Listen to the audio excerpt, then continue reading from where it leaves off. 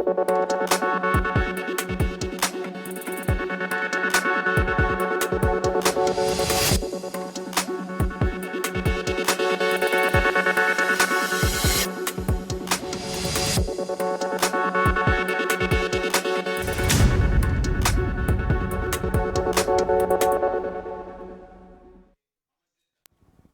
जन टीवी देख रहे हैं आप। मैं श्वेता शर्मा आपके साथ। खबरों की शुरुआत से पहले एक नजर डालेंगे अभी की हेडलाइंस पर।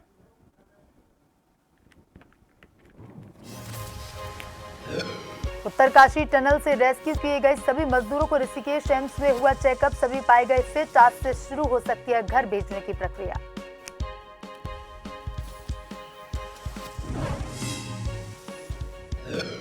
उत्तरकाशी रेस्क्यू ऑपरेशन सफल होने के बाद मुख्यमंत्री आवास पर मनाई गई गास। जमकर झूमे सीएम धामी। श्रमिकों के परिजन भी रहे मौजूद।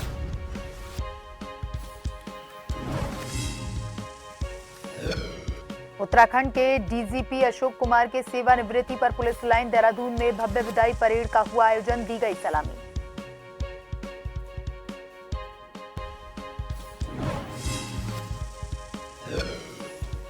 केंद्र के निर्देश के बाद चीन में बच्चों में फैली बीमारी के चलते उत्तराखंड सरकार सतर्क। फिलहाल राज्य में ऐसा कोई मामला नहीं। सभी जिलों के अस्पतालों में विशेष निगरानी के निर्देश।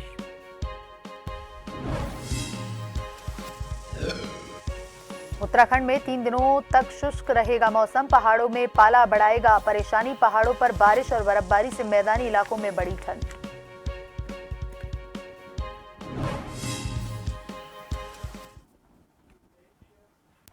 अब खबरें विस्तार से। राजधानी देहरादून में 8 और 9 दिसंबर को ग्लोबल इन्वेस्टर समिट होने वाला है। समिट को लेकर जोर शोर से तैयारियां जारी हैं।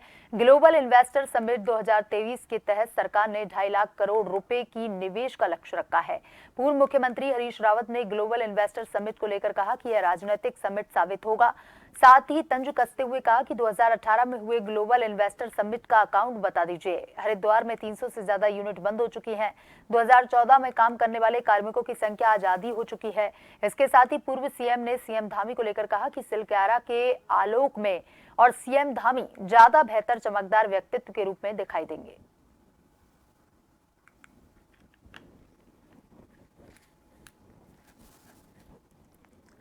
पुराना अकाउंट बता दूं जो पिछले हुए थे 2018 का उसका है। और अकेले हरिद्वार के अंदर 300 से ज़्यादा यूनिटें बंद हो चुकी हैं। BHEL, मैं तो नाम लेके संस्था का नाम कह रहा हूँ, 2014 में टोटल जितनी लोग वहाँ काम करते थे स्थायी अस्थायी जो है, आज उसकी संख्या आधी हो चुकी है। पहले इन बातों का जवाब दे दो, तब नए इन्वेस्टमेंट की और इन्वेस्टर्स की बात करो। और हमने कुछ ज़मीनें बचा करके रखी थी। हम भाई उत्तराखंड जो जो ग्रो करेगा तो हमारे स्थानीय लोगों को भी तो की उद्यमिता के लिए भी तो आपको धरती रखनी पड़ेगी। जब धरती नहीं रहेगी तो उत्तराखंड का व्यक्ति कहाँ खड़ा रहेगा? यहाँ का मध्यम वर्ग, यहाँ का जो आगे बढ़ता हुआ वर्ग है, वो कहाँ खड़ा रहेगा? सरकार का विकसित भारत संकल्प यात्रा कार्यक्रम शुरू हो गया है। कार्यक्रम के माध्यम से लोगों को सरकार की जनकल्याणकारी योजनाओं की जानकारी प्रदान की जाएगी। इसके अलावा प्रधानमंत्री नरेंद्र मोदी के पिछले 9 साल के कार्यकाल की उपलब्धियां भी लोगों तक पहुंचाई जाएंगी, जिसको लेकर भाजपा जितनी उत्साहित लग रही है, तो वहीं कांग्रेस इस यात्रा को लोकसभा के लिए भाजपा का प्रचार प्रसार बता रही है। भाजपा प्रवक्ता विनोद सुयाल ने इस यात्रा के बारे में बताते हुए प्रधानमंत्री नरेंद्र मोदी के कार्यकाल को स्वर्णकाल बताया। वहीं कांग्रेस प्रदेश अध्यक्ष करण माहरा ने भाजपा सरकार पर कई आरोप लगाते हुए इस यात्रा के माध्यम से भाजपा सरकार की विफलता को भी लोगों तक गिनाने की चुनौती दी है।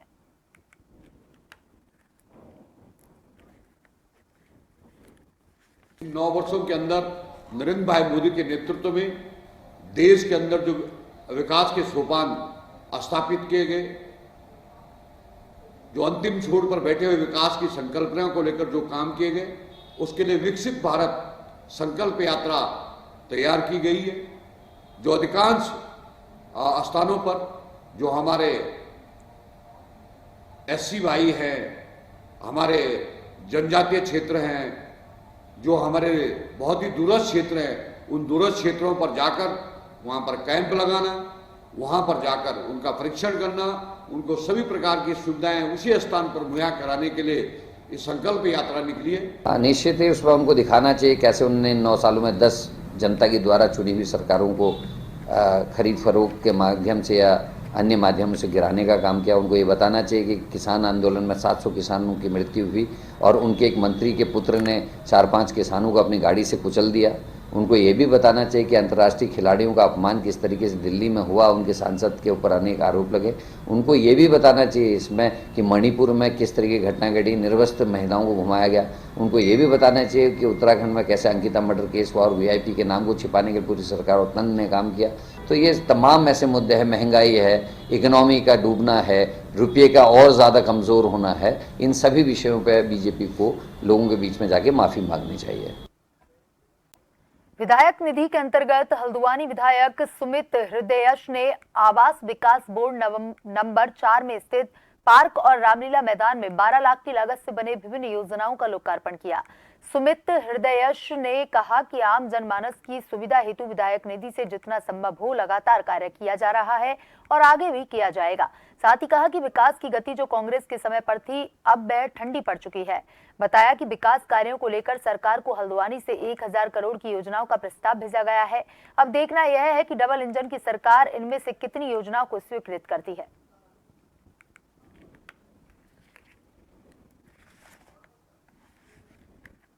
पिछले वर्ष की भांति बहुत अच्छी तरीके से बराबर डिस्ट्रीब्यूट हुई है पूरे शहर में, पूरी विधानसभा में। इस बात में खुशी है। और ये तो मेरा गृह जो है क्षेत्र भी है, गृह वार्ड भी है, तो इसलिए यहाँ की जो सम्मानित पार्षद हैं उनको धन्यवाद।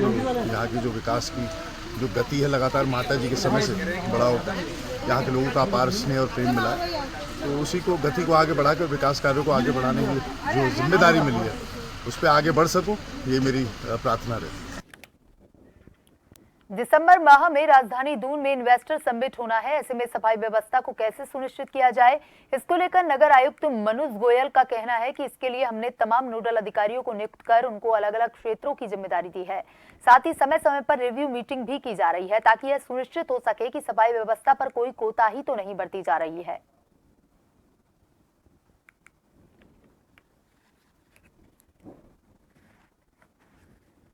हैं उनको सफाई व्यवस्था के लिए विभिन्न वार्डों में डिस्ट्रीब्यूट करते हुए नोडल नामित किया गया है और उनको निर्देश है कि वो प्रतिदिन अपने क्षेत्र की सफाई व्यवस्था का पूरा मौका मुआयना करेंगे और इसमें जो भी इश्यूज हैं सफाई से संबंधित, चाहे वो डस्टबिन्स के पास क्लियरेंस वेस्ट का ना होने के या कहीं पे जीवीपी पॉइंट्स बन रहे हैं उनके संदर्भ में या कहीं पे ड्रेन्स वगैरह के सिविल वर्क्स का इशू है, तो इन सभी इश्यूज को अपने स्तर से रेक्टिफाई करवाएंगे। जहां पे हायर इंटरवेंशन की जरूरत है या कुछ बड़े कार्य की जरूरत है उसको जो हम लोग उसकी रिव्यू मीटिंग्स लेते हैं उसमें संज्ञान में लेके आएंगे ताकि सफाई व्यवस्था को इम्प्रूव किया जा सके।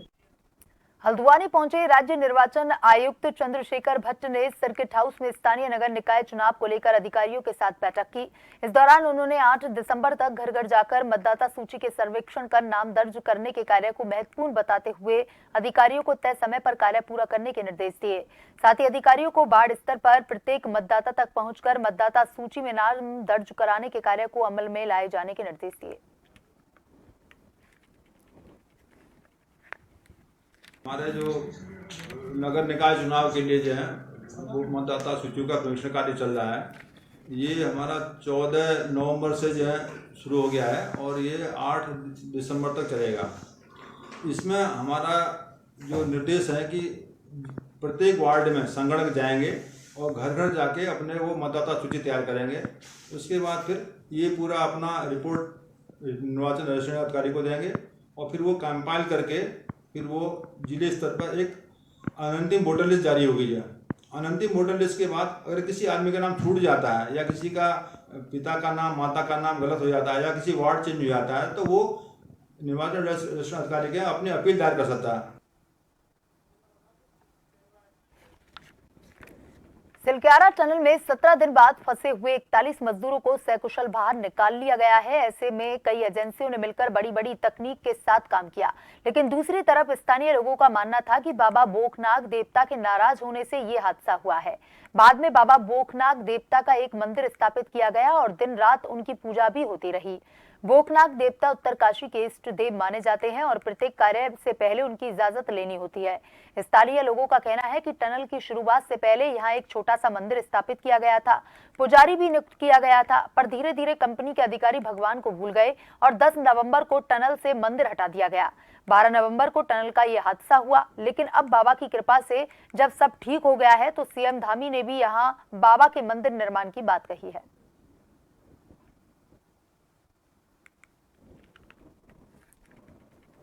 नाग देवता तो है ही है, लेकिन यहाँ पर जो गंगा और यमुना का उद्गम स्थल है, भारत की प्रमुख नदियाँ हैं और पवित्र नदियाँ हैं और यहीं से उत्तरकाशी जनपद से निकलती है। ये भूमि है और भोकनाग देवता और सेम नागराज दोनों का जो मेला होता है वो 11 गते मंगसिर को होता है। हर एक साल बदल करके इस बार जो है सेम नागराज का मेला था। भोकनाग देवता बहुत प्रसिद्ध देवता है, उनकी पूजा के बगैर जो है वहाँ पर कोई भी कार्य नहीं हो सकता है। यहाँ कण कण में देवताओं का वास है और जहाँ पे अगर देवताओं का अनादर और अपमान हुआ है वहाँ पर हमारा कोई भी योजना कोई सफल नहीं हुई है। जहाँ तक भोकनाग देवता की बात है वहाँ पर भी जो है भोकनाग देवता की उपेक्षा की गई है और फलस्वरूप आपका परिणाम हमारे सामने है कि 41 मजदूर जो है टनल के अंदर फंसे हैं। और जहाँ तक विश्वराणा की बात है, विश्वराणा जैसे कि हमारी कचड़ू देवता है, ये अगर इनकी कोई उपेक्षा करता है तो वो जो है उसको लोट पोट के यहाँ आना पड़ता है, उसकी पूजा अर्चना करनी पड़ती है। भोकनाग की कृपा से आज यहाँ पे दीपावली से लेकर आज तक हमने दीपावली नहीं मना पाए। हम लोग जैसे हमारी दीपावली शुरू हुई तो उसके बाद ये घटना हुई तो हम लोग दीपावली नहीं मना पाए और ऊपर से आज भोकनाग की इतनी बड़ी कृपा हुई कि आज सारा क्षेत्र हमारा पूरा भंडार से लेकर पूरा भारतवर्ष आज इस टनल दुआ मांग रहा था। हमारे बच्चे, हमारे वाइफ, सब लोगों ने बहुत मेहनत करी और मैं खुशी हूँ। आज बाबा भोकनाग के मैं चरणों पे हमेशा नमन करता हूँ और दुआ करता हूँ कि बाबा भोकनाग अपनी कृपा हमेशा ही। सीएम आवास देहरादून में आज इगास का ऐतिहासिक पर्व मनाया गया। इस दौरान रंगारंग प्रस्तुतियों ने सभी का मन मोह लिया और उत्तराखंड के पौराणिक के भेलो नृत्य ने भी सबका ध्यान अपनी ओर आकर्षित किया।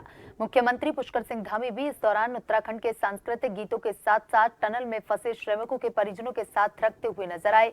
दिवाली के 11 दिन बाद मनाए जाने वाले इगास पर्व के दिन सिलक्यारा में रेस्क्यू ऑपरेशन चल रहा था। इस दौरान सीएम पुष्कर सिंह धामी के ग्राउंड जीरो पर होने के कारण देहरादून स्थित मुख्यमंत्री कार्यालय में इगास पर्व के कार्यक्रम को स्थगित कर दिया गया था, जिसे अब मनाया गया।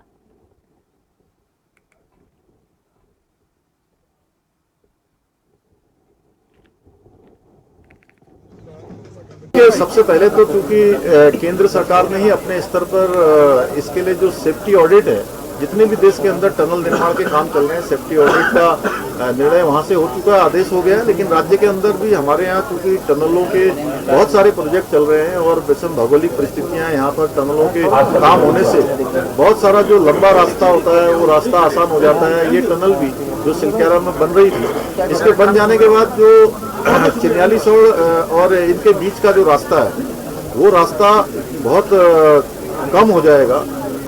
भगवान के प्रति हमारा विश्वास भी रहता है और जब पहले दिन से लग रहा था कि आज सफलता मिलेगी, कल मिलेगी, समय निश्चित रूप से लगा है, लेकिन सुखद पल ही है, सुखद पहलू ही है कि सब लोग स्वस्थ बाहर निकले और ये इस बात का संकेत है कि हमारी सरकार ने, माननीय मुख्यमंत्री जी ने हर प्रकार की सुविधा वहाँ तक पहुँचे, उन मजदूरों तक पहुँचे, इसका प्रयास हुआ है। और कल प्रधानमंत्री जी ने जिस प्रकार से प्रत्येक व्यक्ति से बात की है और जब वो श्रमिक अपना पक्ष रख रहे थे, अपना विषय रख रहे थे, तो उन्होंने दिल खोल कर मुख्यमंत्री जी की सराहना की है। वही बात होती थी, हम मोटिवेट करते थे कि घबराओ मत अंदर, वो हमें मोटिवेट करते थे आप मत घबराओ, हम ठीक है अंदर से। इगास के दिन के अंदर श्रमिक फंसे हुए थे, आज एक बार फिर मुख्यमंत्री पुष्कर सिंह धामी इगास मना रहे हैं, किस तरीके से आप लोगों को भी निमंत्रण दिया? तो हमें तो बहुत अच्छा लग रहा है।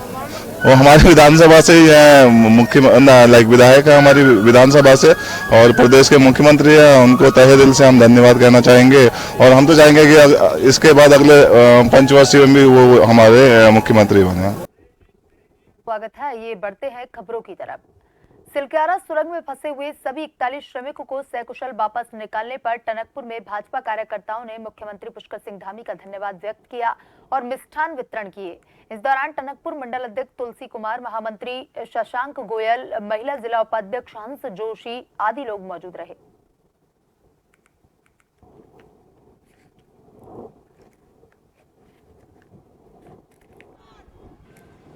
बड़े गर्व से ये कहना पड़ रहा है कि हमारे बीच ऐसे मसीहा के रूप में जिन्होंने उन गरीब मजदूरों के लिए अपने हर प्रोग्राम को नकारा और उन्होंने कहा जब तक ये यहाँ से निकलेंगे नहीं, हमारे उत्तरकाशी में फंसे जो हमारे मजदूर वर्ग के जो हैं हमारे भाई लोग, और उनको सकुशल उनके घर तक पहुँचाया। धन्यवाद करते हैं हम माननीय हमारे मुख्यमंत्री श्री पुष्कर सिंह धामी जी का कि उन्होंने हर मजदूर के लिए इतना वहाँ पर इंतजार किया और उन्हें बाहर निकाल कर ही दम लिया। तो जीवन दान देने वाले मसीहा के रूप में हमारे बीच आए हमारे धामी जी का मैं तहे दिल से धन्यवाद करती हूँ।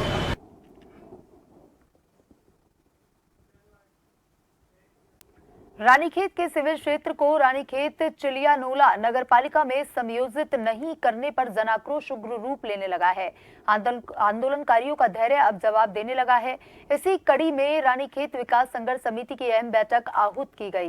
बैठक में आगे की रणनीति तैयार करते हुए सभी आंदोलनकारियों ने एक स्वर में कहा कि अगर रानीखेत के सिविल एरिया को जल्द ही रानीखेत चिलियानालो नगरपालिका में समायोजित नहीं किया गया तो आगामी लोकसभा चुनाव का बहिष्कार किया जाएगा। वक्ताओं ने कहा कि इतने दिनों बाद भी प्रदेश सरकार ने केंद्र सरकार को नगरपालिका के प्रस्ताव तक नहीं भेजा, जो कि बहुत ही दुर्भाग्यपूर्ण है। ब्लॉक सभागार लोहाघाट में ब्लॉक प्रमुख नेहा ढेक की अध्यक्षता पर आयोजित वीडीसी की बैठक में जिलाधिकारी नवनीत पांडे ने विभागवार विकास कार्यों की समीक्षा की। उन्होंने जिले के विभागीय अधिकारियों को लोगों की समय से समस्याओं का समाधान करने के निर्देश दिए। उन्होंने कहा कि बैठक में उठी समस्याओं का तय समय में समाधान कर उन्हें भी अवगत कराया जाए। लोहाघाट वीडीसी की बैठक में सड़क, पानी, स्कूल में शिक्षकों की कमी की शिकायत रही। बैठक में करीब 55 समस्याएं उठी। विकासखंड में बीटीसी बैठक का आयोजन किया गया तो मुझे वहां पर मंच में बैठने का बड़ा सौभाग्य प्राप्त हुआ और इसमें काफ़ी जो है कि समस्याओं का समाधान निकलने की सारी उम्मीद है। जिलाधिकारी महोदय जी ने भी काफ़ी आश्वासन हम लोगों को, सभी लोगों को दिया हुआ है। मैंने सबसे एक मेन मुद्दा अपना चौमेल सड़क मोटर मार्ग का रखा था जो लोक निर्माण विभाग से था और उसमें उन्होंने उसकी जो है हॉटमिक्स के लिए डीपीआर तैयार करने के लिए कहा हुआ है। और जैसे कि यहाँ बंदरों का आतंक भी जो हुआ था उस मुद्दे को भी मैंने बड़ी जोर शोर से उठाया तो उन्होंने भी उस पर भी काफ़ी आश्वासन देकर उसका निजात जो है करने के लिए जो है विभाग को जो है वहाँ सूचित किया। हरिद्वार रुड़की विकास प्राधिकरण द्वारा अवैध प्लॉटिंग के खिलाफ लगातार कार्रवाई की जा रही है। वहीं पिछले दिनों रुड़की क्षेत्र में भी 9 से अधिक अवैध तरीके से बनाई जा रही प्लॉटिंग का ध्वस्तीकरण किया गया। आज भगवानपुर क्षेत्र में 6 अवैध प्लॉटिंग पर ध्वस्तीकरण की कार्रवाई की गई। इस दौरान भूमाफियों में भी हड़कंप मचा रहा। HRDA के अधिकारियों का कहना है कि कई बार नोटिस के बाद भी भूमाफिया बिना नक्शा पास किए हुए अवैध तरीके से प्लॉटिंग कर रहे हैं, जिससे आम जनता को भी भारी नुकसान हो रहा है।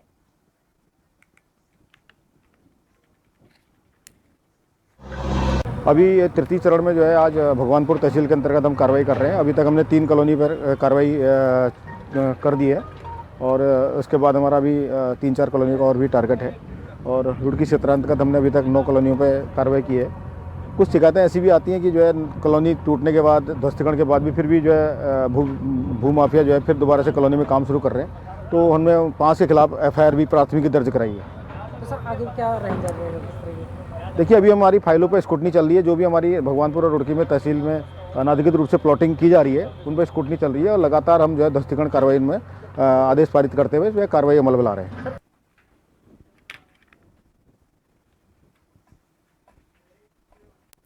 कोप 28 शिखर सम्मेलन दुबई में शुरू होने वाला है। संयुक्त राष्ट्र कोप 28 जलवायु वार्ता गुरुवार से दुबई संयुक्त अरब अमीरात में शुरू होगी।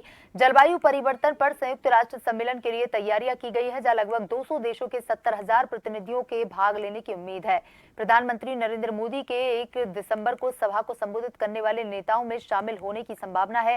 दुनिया का 7वां सबसे बड़ा तेल उत्पादक संयुक्त अरब अमीरात 30 नवंबर से 12 दिसंबर तक इस आयोजन के 28वें संस्करण की मेजबानी करेगा।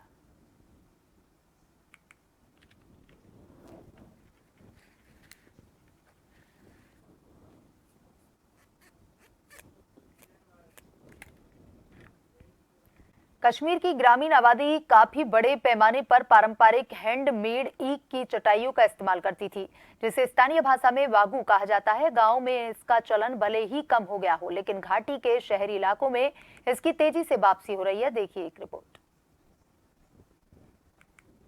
कश्मीर की ग्रामीण आबादी कभी बड़े पैमाने पर पारंपरिक हैंडमेड ईख की चटाइयों का इस्तेमाल करती थी, जिसे स्थानीय भाषा में वागू कहा जाता है। गाँवों में इनका चलन भले ही कम हो गया हो, लेकिन घाटी के शहरी इलाकों में इसकी तेजी से वापसी हो रही है। उद्यमी अपने व्यावसायिक जगहों को आकर्षक बनाने के लिए इन वागू का इस्तेमाल कर रहे हैं। इससे यहां आने वाले को कश्मीर की पारंपरिक चटाई की झलक मिल रही है, जो कि लंबे समय से उपेक्षित थी। वागू एक समय कश्मीर के हर घर में मौजूद थी। ये चटाइयां फर्श की सुंदरता बढ़ाती थीं और सजावट के लिहाज से भी आकर्षक लगती थीं। ये जो वगू है ये बनता है डल पे जो होता है इसको नदरू, उसके घास का ये बनता है। तो हमने उसके साथ इनको टच रखा तो माशाल्लाह इसकी लुकिंग भी अच्छी रही। जो आजकल लोग हमें यहाँ आते हैं वो देख के इसी के बारे में पूछते हैं कि आपने इसको कैसे किया, ये कहाँ से आया। तो क्योंकि ये जो आर्ट है ये आज ख़त्म हो गया है, तो यहाँ हर जगह नहीं मिलता है ये कि आई थिंक ये सुंबल में और सोपर में मिलता है, वो भी खास जगह। एक वागू को बनाने में 2-3 दिन लगते हैं। ये उसके साइज पर निर्भर करता है। कारीगर इन वागू को करीब 1000 रुपए तक में बेचते हैं। बिनकरों ने हस्तशिल्प विभाग के समर्थन से इस कला के फिर से विस्तार की उम्मीद जताई है। अब तो हैंडीक्राफ्ट ने मदद किया, उसने कारखानदार स्कीम दिया मेरे वाइफ को। अब तो और बढ़ा है हमारा, और बिजनेस बढ़ गया। कहाँ डिमांड ज्यादा रहती, कौन से सेक्टर? वो पहलगाम में जाते हैं, होटल में जाते हैं, घर वाला भी फोन करते हैं। मेरा नंबर है इधर, ये नंबर वो यूज करते हैं। मुझे कॉल आता है इतना वाग इधर। लद्दाख जाते हैं, लद्दाख से परसों मैंने लगभग 200 पीस ऑर्डर किया था। तो आपको क्या लगता है ये फिर से जिंदा हो जाएगा? ये अगर हैंडीक्राफ्ट मदद करेंगे फिर अच्छा हो जाएंगे। तो हमारी कोशिश ये रही है पिछले 1-8 साल में कि इस क्राफ्ट को थोड़ा हम इसका रिवाइवल करें और साथ ही साथ इसको फिर से अपने घरों में या अपने ये जो हमारे होटल्स बन रहे हैं या जो ऑफिशियल स्पेसेस बन रहे हैं उसमें कहीं ना कहीं ये फिट हो। तो मुझे इस बात की खुशी है कि आज जो हमारे रेस्टोरेंट्स बन रहे हैं, होटल्स बन रहे हैं, तो कहीं ना कहीं वागू का इस्तेमाल हो रहा है। कई लोगों का मानना है कि ये पारंपरिक चटाई पर्यावरण अनुकूल होने के साथ ही कश्मीर के मौसम के लिए बिल्कुल उपयुक्त है। वो ये भी दावा करते हैं कि उन पर बैठने से पीठ दर्द जैसी बीमारियों को रोकने में मदद मिलती है। बुलेटिन में अभी तक के लिए इतना ही। बने रहिए जन टीवी के साथ। नमस्कार।